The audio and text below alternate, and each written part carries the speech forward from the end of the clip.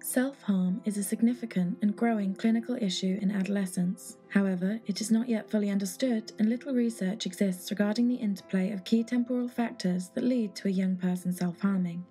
Together with a team of researchers, Dr. Ellen Townsend developed the card-sort task for self-harm in order to investigate these complex dynamics. We developed the card-sort task for self-harm because we wanted to understand more about the complexity of self-harm.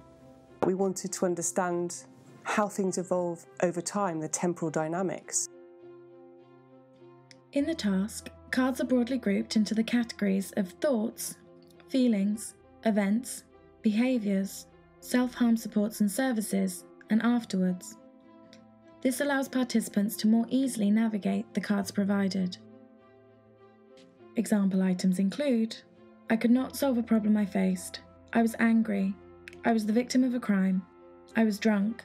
I phoned a helpline which helped, and I felt worse after self-harm. With our advisory group of young people, we put together the task. We drew upon models in the field, theoretical models, on key risk factors from high-quality studies, and we also asked young people about their personal experience. Our advisory group, what were the things, the thoughts, feelings, events and behaviours that led to self-harm. And we asked them to arrange these 117 cards was the total number of cards we had originally, along a timeline from 6 months before up to the point of self-harm and what happened afterwards, so that we could see what happened in the evolution of their first ever episode of self-harm and their most recent episode of self-harm. It's an individual story. They're telling the story of their self-harm as it applied to them.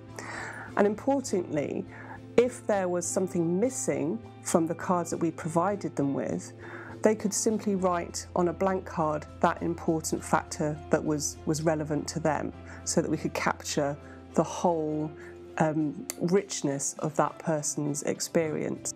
The young people that we asked to do this task in our first study seemed to really enjoy doing it. It's almost mapping out their experience.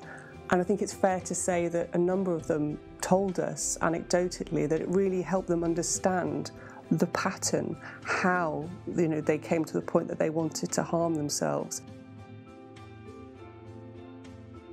So we've been co-developing what we hope the future for the card-sort task to be with young people. And interestingly, they're very keen to see this task developed as a clinical tool for assessment and for intervention. So we're hopeful that we will be able to develop this into a tool that could eventually be electronic, perhaps even an app. There has been a lot of discussion around the cards facilitating really difficult conversations, so that there might be some things that a young person or a person of any age would really struggle to talk to a clinician about, perhaps early on in a therapeutic process or in a therapeutic relationship. However, putting down a card and saying, look, this is important to me and it happened here. I'm not able to talk about it right now, but you need to know about this, could be quite powerful. And we have a hunch that the task itself could be really useful for people who might struggle to communicate verbally, so that they can work with a clinician in a kind of non-verbal fashion.